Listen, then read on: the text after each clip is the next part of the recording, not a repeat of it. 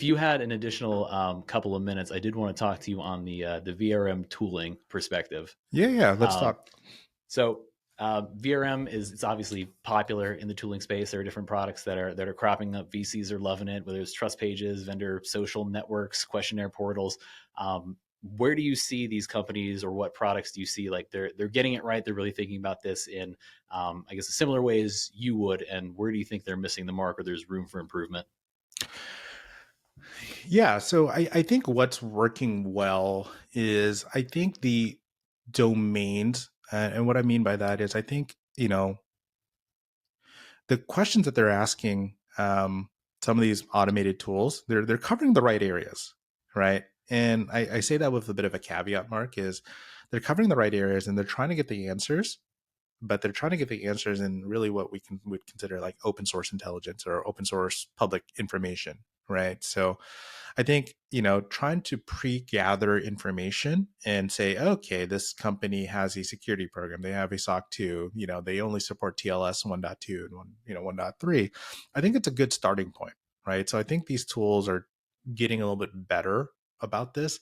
I think as a consumer of these tools, I think it's important to say and understand, hey, there's context and limitations to this, right? So, for example, when a company does a analysis, and companies do this, of our application security, are they scanning through our application load balancers? Are they scanning through our WAFs? Right? I mean, that's really where, when you get a report or you get a summary, you have to take a bit of a grain of salt, right?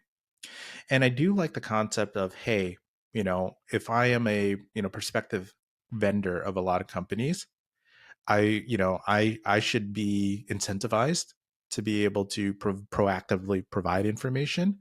So there's this one to many kind of leverage of the documentation and the evidence I may provide. I think the challenge with that is, your point that you just made, there's a ton of vendors in this space, right? And us as a third party risk or GRC or security program providing documentation evidence to 25 vendors, right? Of, what our latest pen test is or whatnot, or what our standards or policies may not actually align and address a good chunk of the questions we get from customers. So it goes back to that standardization. But I think where tooling comes in is, I would love, and this is really where I think generative AI comes in. Generative AI, I mean, the concept is it gets better around asking questions and searching for information. Like, to me right now, like, my perception is there's just a lot of scraping of data, right? There's no context to what Twilio Flex or Twilio Voice or Segment or Engage really does, right?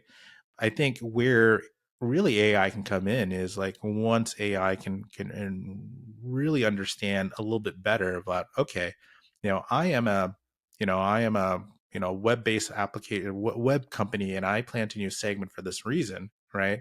Really getting a little bit more context as to what are the security questions or requirements that I really care about. Again, the example I called out earlier is like, or are you scraping for like DMARC, right? When we don't do anything with email, right? So Yeah. really, it's not just, let me show you everything I could publicly find about this company, but really, let me show you the things that you may care about, right? And understanding that, hey, that may get you 50 or 70% there. There's still more legwork to be done. And really, again, that's really where I think, the analysts of the future, right, can really dive in and say, okay, I'm going to spend more time focusing on fewer areas on how my company is using this product. I really think that's the value. But I think tooling right now, and folks may disagree, I think there's just a lot of data dumping. Everybody's throwing everything they can find about a company into this report, then expect you to read the report.